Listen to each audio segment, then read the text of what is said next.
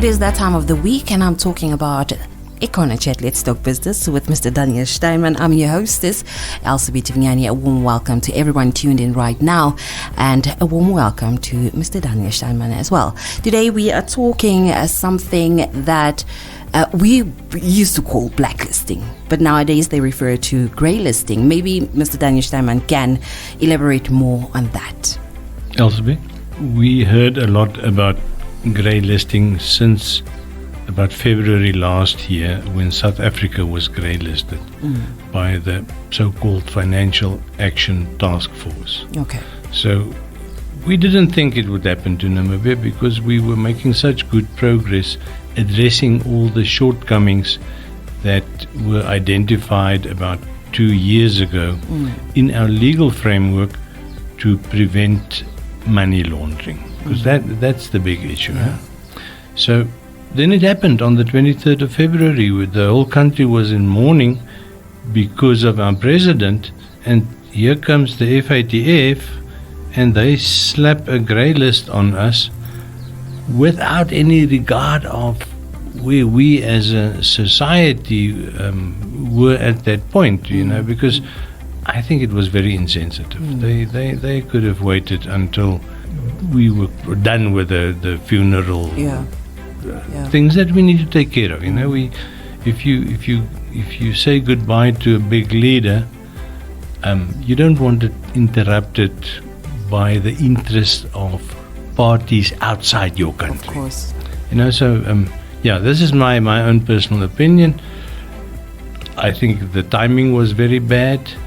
They knew the emotional state that many of us were in, or collectively the country was in mourn, But be that as it may, it happened on the 23rd, and it was very perfunctory. Now, I'm using that word deliberately because it was sort of like a matter of fact. You get a letter in the mail telling you, you're fired.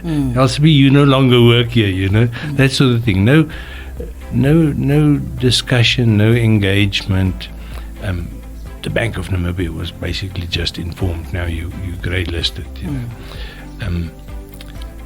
But let's look at the background. And first of all, we need to look at what is the FATF, the Financial Action Task Force. Why do they have that authority to review a country, to tell the country your legal framework is not sufficient, and then if the country cannot comply with all the requirements, they put you on the grey list. It's very unilateral. The FATF is a multilateral intergovernmental organization that was started by the G7 countries in about 2012. Think back a little.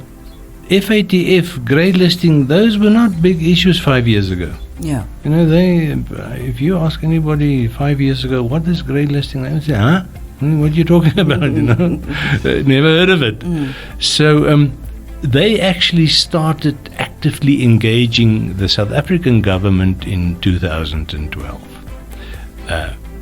But it took 10 years before the South African government, or South Africa as a country, was grey listed. And they started engaging the Namibian government about 3 years ago, and there's a 2-year review period. And this also implies that once you're grey listed, you're there for at least 2 years. But I'll get around to that later, how you get off that dread list. Okay. So FATF started by the G7 in 2012. First, they put a secretariat in place. In other words, they appointed people, they started paying them a salary to do a certain job. This was mostly a legal review job. And then the FATF sort of morphed into the G20 group of countries. And this is important to understand because suddenly it shows you that the countries steering the FATF is 80% of the world's economy. The G20 is basically the lion's share of the world's economy. So you can ignore them like Russia did, but then you draw sanctions.